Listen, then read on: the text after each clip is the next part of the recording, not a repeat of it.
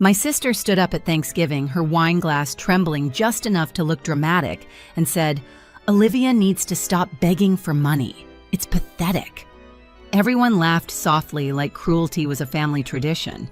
I didn't argue.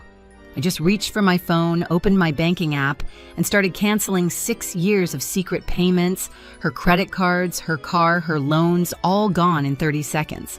She didn't even notice until her phone began buzzing nonstop. Declined, declined, declined. You should have seen her face when she realized who pulled the plug, but trust me, that wasn't revenge. That was only the opening move. Thanksgiving has always been my mother's favorite performance. The house glowed like a magazine spread, cranberry-scented candles, polished silver, and a centerpiece that looked too perfect to touch. Every year, Amanda made her grand entrance 30 minutes late, Burberry coat draped just so her husband Derek trailing behind with the kind of practiced smile rich men wear. I'd show up quietly, pie from the grocery store in one hand, car keys in the other. Nobody ever noticed I was on time. You learn patterns when you grow up as the family's afterthought. Mom would beam at Amanda like sunlight while saving her that tone for me. Half pity, half disapproval. "At least you're stable, Olivia," she'd say, as if stability were a consolation prize. Dad would chime in about Amanda's entrepreneurial spirit, conveniently forgetting her Etsy store lasted 3 months and lost money. It didn't matter. Amanda sparkled. I balanced spreadsheets. I made more money than anyone in that room, but to them, I'd never be interesting enough to brag about. 4 years earlier, before all this, Amanda called me crying. Midnight. Her voice shook the way it always did when she needed something. "Liv, I maxed out a card on the kitchen remodel. Derek can't know, please, just this once. I'll pay you back." The payment was $890. I wired it before I even asked a question. That's what sisters do, right? Help each other. But once became twice, then every month. Credit cards, a car loan, an insurance bill. Her emergencies turned into lifestyle maintenance. By year 4, I was covering $3,600 a month, enough to buy my own second car. I kept every receipt, every text. I told myself it was temporary, that one day she'd make it right. She never did. And I never said no. Part of me wanted to prove I wasn't the selfish one they thought I was. Another part was afraid of what would happen if I stopped. The family already saw me as cold. Refusing would make me cruel. So I stayed quiet, writing invisible checks to preserve their illusion of Amanda's perfect life. But that Thanksgiving felt different. Maybe it was the way Derek avoided eye contact, or how Amanda's laughter came too sharp, too brittle. Something was cracking beneath the gloss. I didn't know it yet, but that night would be the last time they ever underestimated me. Dinner began the same way it always did, Dad, carving the turkey like a surgeon, while Amanda narrated her life like a reality show. "Derek just expanded his practice," she announced, passing him a glass of Pinot like she was awarding a trophy. "We're thinking of buying the house next door. The kids want a pool." The table erupted with admiration. I smiled the kind of smile that doesn't reach your eyes, and sipped my water. My pie sat untouched on the counter, shrinking under the glow of her $200 charcuterie board. Then my cousin Maya spoke up. "I've been drowning in student loans," she said softly. "I can barely make minimum payments." I looked up, ready to help. "I can show you a few options to consolidate," Mom cut me off, voice sharp but polite. "Not now, Olivia. Not everyone wants to talk about numbers." Amanda jumped in, eager for attention. "Maya, you should talk to me. I'm great with money, great with money." I nearly laughed. This was the woman whose minimum payments I'd been covering for years. Still, I said nothing. Maya nodded, trying to be polite. Amanda launched into vague advice about budgeting and manifesting abundance. I stared at my plate until the edges blurred. After dinner, I found Maya alone in the kitchen loading dishes. "Hey," I said quietly. "If you want, I can send you some real resources. No pressure." She smiled with relief, but before she could answer, Amanda's voice sliced through the air. "Oh my God, Olivia, can you not?" She was standing in the doorway, wine in hand, expression sharp enough to cut glass. "I was just offering—" "She doesn't need your lectures," Amanda snapped. "She needs actual help." I froze. "I work in finance, Amanda." She laughed. "And yet you can't even manage your own money."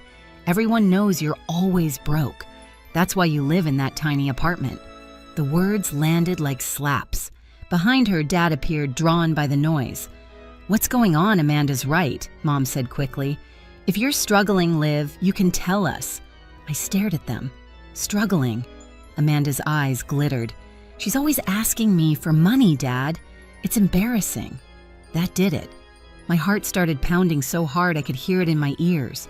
For a second, I thought maybe I'd misheard, but the pity in Mom's face told me I hadn't. I had spent 4 years quietly funding her perfect life, her designer handbags, her spa days, her vacations, and now, in front of the whole family, she was rewriting the story, painting me as the beggar. My hands shook, but my voice didn't. "I've never asked you for a single dollar," I said. Amanda tilted her head, smiling like I was being dramatic. "Liv, just stop. It's fine. We get it." But it wasn't fine. It was the moment everything I'd swallowed for years began to burn its way back up. The kitchen went still. Even the clinking of dishes stopped. Amanda stood there, cheeks flushed, eyes bright with victory. She thought she'd humiliated me, but something inside me shifted quietly, almost peacefully, like a final switch flipping off. I pulled my phone from my pocket. "You're right," I said softly. "I should stop asking you for money." She smirked. Finally, some self-awareness. My thumb opened my banking app. 6 scheduled payments appeared in blue lines across the screen: her credit cards, her car loan, her insurance, her household bills. 4 years of handouts disguised as sisterly love. "Family helps family, right?" she said, sipping her wine. "Right," I answered, "but maybe not like this." The room watched me, unsure what I was doing. Then, one by one, I began canceling every payment. A tiny buzz confirmed each deletion. Canceled, canceled, canceled. "Olivia," my mother said sharply, "what are you doing? Taking responsibility for my choices," I said, repeating Amanda's favorite phrase. Amanda's phone buzzed once, then again, then 3 times in a row. She ignored it at first, but the alerts came faster, one after another, until the room filled with the sharp digital hum of her life falling apart. "What's that?" Dad asked. Amanda's smile wavered. "It's nothing." Her screen lit up again. Payment failed. Autopay declined. Insufficient funds. The silence that followed was surgical. I slipped my phone back into my pocket and smoothed my sweater. "I should go," I said evenly. "You're right, Amanda. I need to stop making my problems everyone else's." I left before anyone could answer. Behind me, I heard her phone ringing non-stop. Chase. Capital One. The ghosts of every secret bill I'd been paying. At home, I poured myself tea and opened my laptop. Years of bank records sat waiting, every transfer, every please, just this once, every promise she'd never kept. I built a spreadsheet, color-coded by year. The total stared back at me, $41,300. When her first frantic voicemail arrived, I didn't answer. Then came more. Her voice swung from angry to desperate to tearful. "Olivia, please, I don't know what you did, but Derek's asking questions. Fix this, please." The next morning, the calls came from my parents. "She's your sister," Mom pleaded. "You can't just cut her off." "I didn't cut her off," I said. "I just stopped paying her bills." Silence. They couldn't argue with that. By the end of the week, Amanda's entire illusion had collapsed, her cards frozen, her credit tanking, Derek finally seeing the truth she'd buried under Burberry and filters. The family's golden child was unraveling, and for the first time, I didn't feel guilt. I felt air, light, space. Because sometimes justice doesn't need an audience. It just needs a password, a steady hand, and the courage to hit cancel. By Monday morning, I'd stopped counting how many times she called. 19 voicemails, 42 texts, each one more frantic than the last. I didn't listen to them at first. I wanted silence. Clean, heavy silence. But when I finally did, they played like a confession tape. "Olivia, what the hell did you do? My payments aren't going through, Liv. Please, the bank called. Derek's freaking out. Please, I'm serious. This isn't funny." Then one from my mother, Amanda, is very upset. "You need to fix whatever this is. Fix." That word had followed me my entire life. I'd fixed Amanda's debts, her drama, her image. I'd fixed the family narrative every time she stumbled. But not this time. At 8:47 a.m., an unknown number flashed on my screen. I answered. Miss Richardson, this is Janet from Chase Bank. We're confirming the cancellation of recurring payments on an account ending in 7734. That's correct, I said. May I ask why you were making payments on someone else's card? I took a slow breath. Family arrangement. It's over. Pause. Then understood. Cancellation complete. When I hung up, I knew there was no going back. By noon, Amanda texted again. You said you'd help me. Why are you doing this to me? I typed back. You told me to stop asking you for money. I'm just following instructions. The typing bubbles appeared, disappeared, reappeared. Then her final message. I have $87,000 in debt. I can't fix this alone. There it was, the truth in writing, the number she'd hidden from Derek, the secret I'd been protecting. I didn't reply. I just screenshotted it, archived it, and closed my phone. That afternoon, my father called. His voice was measured the way it gets when he's trying to sound reasonable. Olivia, your sister's in serious trouble. The credit card companies are threatening to send her to collections. I know. Then you need to do something. I did, I said. I stopped paying her bills. He sighed heavily. That's heartless. She's your sister. I was her sister when I sent $40,000 she never returned. I'm still her sister now. I'm just not her lifeline. You've changed. No, Dad. I've stopped pretending this is love. By Tuesday, the family chat was buzzing. Aunt Susan called to check in.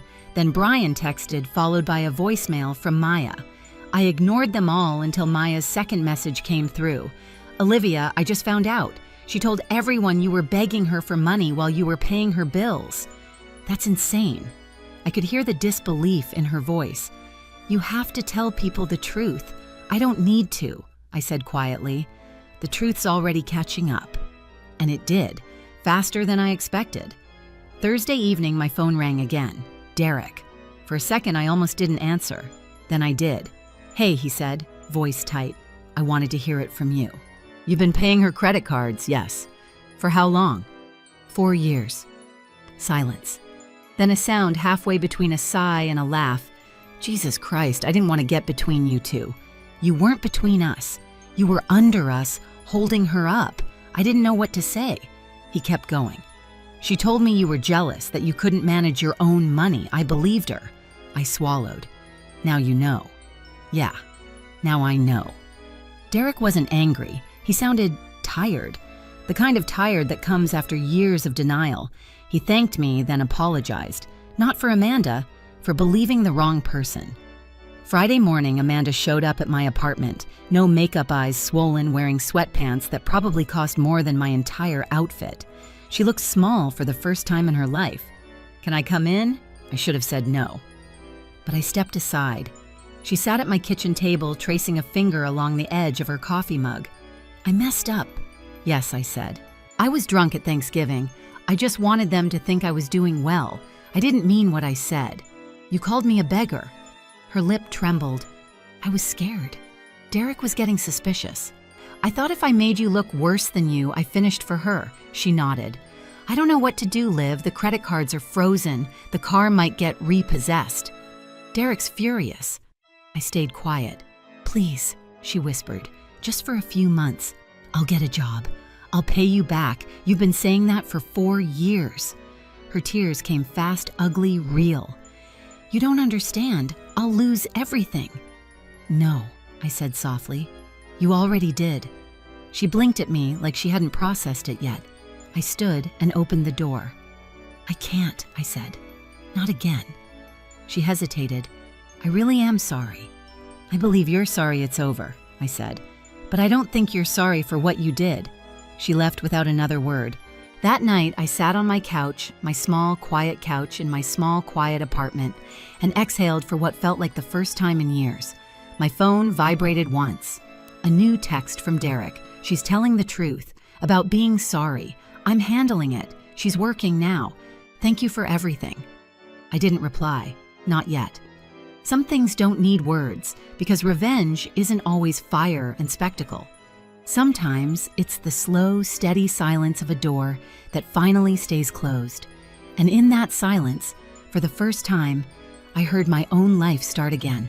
By the time spring came, the story of that Thanksgiving had been picked clean by every branch of our family tree. The older generation whispered that I had gone cold, while the cousins quietly called to say I'd done the right thing. I didn't correct anyone. I was tired of correcting people. Derek sold Amanda's SUV and bought her a used sedan. He canceled the Turks and Caicos trip, took over all their accounts, and set up automatic transfers to pay down her debt. Amanda started working at a local boutique 40 hours a week on her feet. The girl who used to post from luxury resorts now posted pictures of folded sweaters and discount handbags. Mom tried to stage family dinners to reconcile us. I went, but I didn't play the old role anymore. I brought my own dessert, smiled politely, left early. Amanda avoided my eyes, and I didn't chase her down to make it better. One morning, about 6 months after that night, my phone buzzed with a payment notification, $500 deposited to my account. A message followed first payment. It'll take me 16 years, but I'm going to pay you back every dollar. I stared at it for a long time. Part of me wanted to send it back. Another part knew she needed to do this for herself. I typed 2 words, received. Thank you. Life moved quietly after that. I redirected that $600 a month into investments. By the next Thanksgiving, my portfolio was up 34%. I still lived simply, but now every piece of furniture, every quiet morning coffee felt like mine. Paid for, earned untied from anyone else's chaos.